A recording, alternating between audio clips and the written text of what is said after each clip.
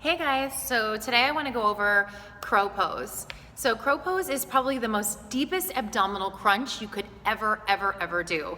We're going to start with a little bit of ab work and then a few little drills to help you understand the pose. You might want a block, just one is fine, and a strap. If your arms feel a little bit weak, you can always take that strap, wrap it around the biceps, and that will help you to feel a little bit more supported into the earth. So let's go ahead and start lying on the back.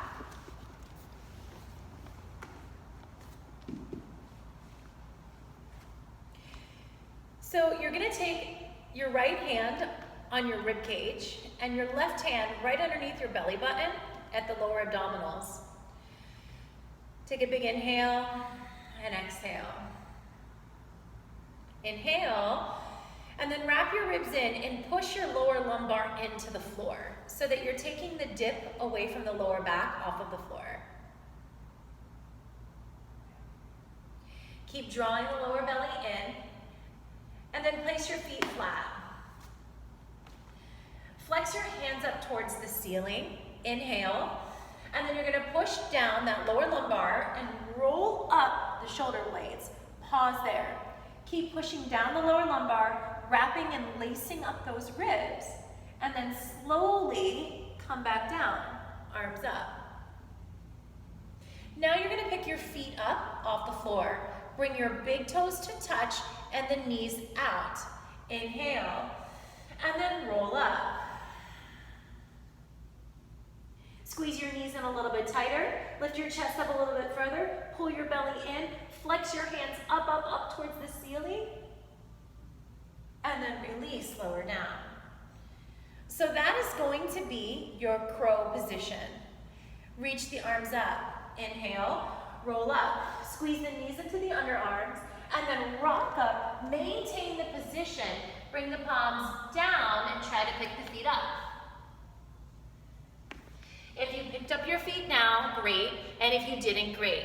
It's just an exercise for you to start feeling your core. Try doing that many times over. Let's do it one more time, laying on the back. Reaching the arms up, flexing the hands, bending the knees up, big toes touch, knees out. Inhale, squeeze the knees in, roll up. Think about knees to shoulders, shoulders to knees. Pull the lower belly down, lace up the ribs. Rock up, hold the position, shift forward, belly in, feet up. 3, 2, 1. Awesome. So now we're starting to fire up the abdominal muscles. You can also think about a rounded cat spine. So when you do cat-cow, the cat part, squeeze, squeeze, squeeze, squeeze, squeeze, squeeze, squeeze, squeeze, squeeze, squeeze, squeeze, squeeze in. It's interesting because when you actually look at somebody in crow pose, it doesn't look like they are rounding that much, but trust me, they are. Crow is your six-pack pose. The next little thing I want to talk about is the hamstring curl. So if you've ever done a hamstring curl at the gym, you can feel the tension in the back of the leg. You're trying to create that. I want you to think about a seesaw, right? And you're trying to make, so there's a heavy kid on this side of the seesaw, and then there's a little tiny kid on this side. Now, in order to make this guy go up, because he's really heavy, so this is the nature of what wants to happen. This is your body, okay? The front of your body is the lighter side, the lower body is the heavier side. And we're trying to angle the heavier side up. In order to make the heavier side go up, we have to use a lot of energy. So we're really pulling the back of the legs, the feet up to angle the hips up, because that's how you're gonna fly. So often people don't even get into the crow because they're not managing or learning how to lift up that heavy part, and it's pulling them down. So when you're in crow and your feet are hanging down here, no wonder you feel like you're 500 pounds. You gotta pick the feet up to make the tushy go up and for you to feel lighter on the arms. You're actually killing yourself when the feet and the butt are hanging low because it's like tying weights onto your feet. That's literally how you feel. So we can make energy work for us by tilting and angling up. So let's go into a downward facing dog for a little exercise so you can start to feel and understand how to create your own hamstring curl. Down dog. Take your right leg back and up. Squeeze your knee towards your right underarm. Now, make sure your left bottom leg is elevated.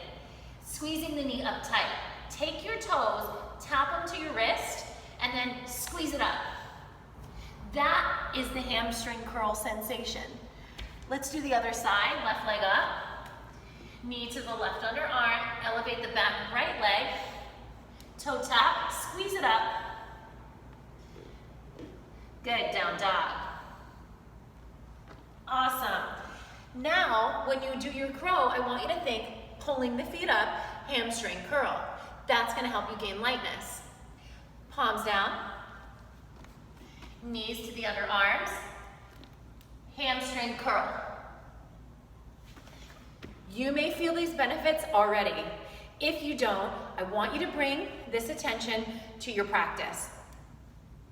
Okay, so next is knee placement. One of the biggest mistakes that students do is they rest their knees on top of their arms. You know what I'm talking about? Those advanced yoga bruises that you get on your arm? We're not supposed to be resting on the biceps. We're supposed to be lifting up the core. And it's not supposed to be heavy on the biceps, it's light. Okay, so your abdominals are what are supposed to be holding you up. Your energy is supposed to be holding you up. So, if you are down here on the arms, you're just sitting and resting on the arms. The goal is to get up here. Do you see the difference? It's not bent arms, it's more straight arms. Granted, they're not locked out. There's gonna be a soft bend. And as you get, work on getting stronger, you might be a little more bent, and then you're getting them a little bit straighter. That's normal. Now, I don't know if you can notice what happened, how far forward you have to go for that to happen, but if you're on bent arms, you're back here. And sometimes that feels safe for people. When you're in straight arms, you're forward here. So you can see your shoulders end up going past your wrist. Now, if that feels uncomfortable on the wrist, I totally get it because you're going forward. But if you use your abdominals enough and lift up, you're not gonna have that issue anymore. There can be some growing pains. As you are getting stronger in your core, you're gonna start to pull the lightness off the wrist. In the beginning, it might be pressure because you're not understanding how to lift up off your core yet. So it can be growing pains. If it becomes a nuisance, really good wrist stretches, lay off the crow for a while. Give it a break, come back to it later, because I don't want you to create an injury. That's obviously never what we want to do. But the goal is to lift up your core, and that's how you're going to get the pressure off of the wrists. So something that helps people to get the arms straight is to use a little perch. So you're going to stand on the block. So now you're up on your little perch. And this is going to help you to get the knees up a little bit higher into the underarms. So you bring the palms down. You can try one knee at a time and then 1 foot at a time. Maybe you're just lifting 1 foot up, playing around with the hamstring curl, and then lifting the other foot up. Maybe you're lifting up both feet. Again, if needed, circle out the wrists in one direction and the other direction. Flex the hand forward, pull the wrist back. Flex the heel of the hand forward, pull the fingers back. Left hand, push it forward, take it back. Another thing that you might start feeling are your traps because you're pushing down and rounding so much. So some shoulder rolls, stretching one side and the other side.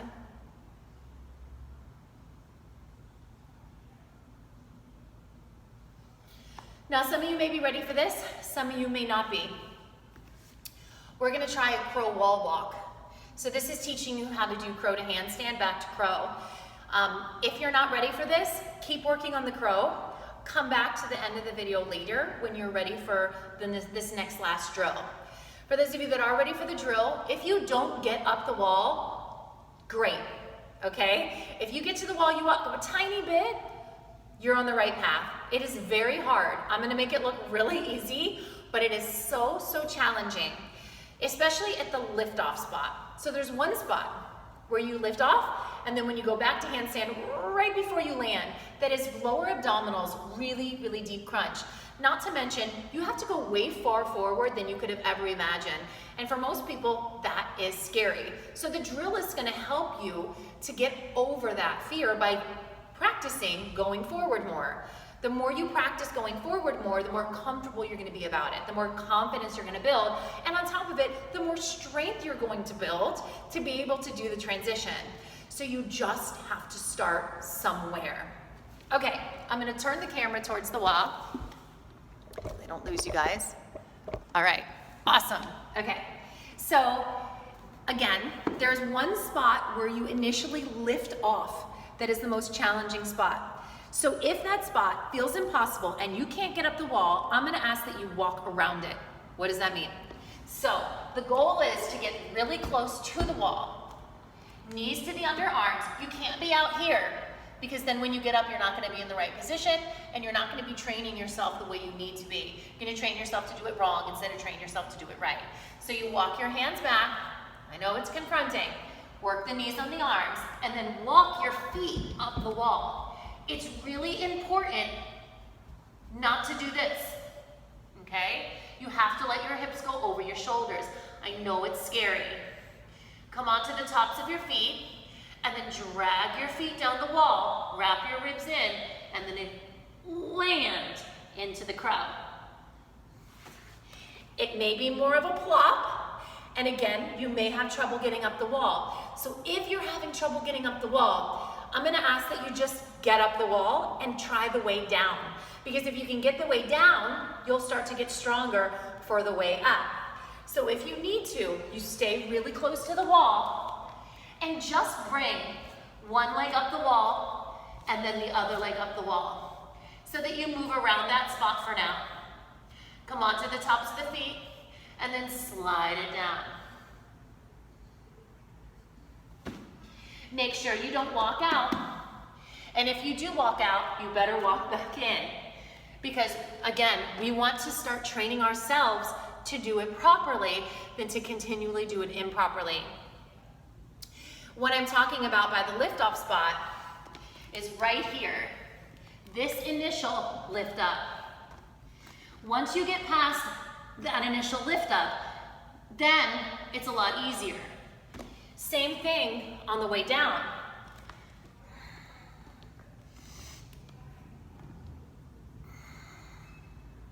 The one spot right before you land, right about here, is where it gets real.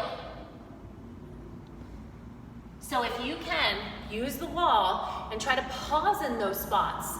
You're gonna get really, really strong so that you can eventually do the full exercise. Again, stretch the wrists out.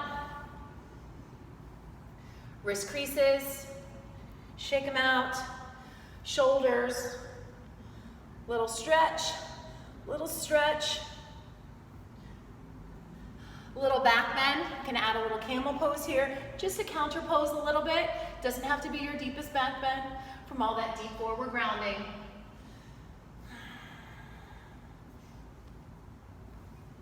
And have a great day. Thanks for joining me. I look forward to hearing from you. Peace.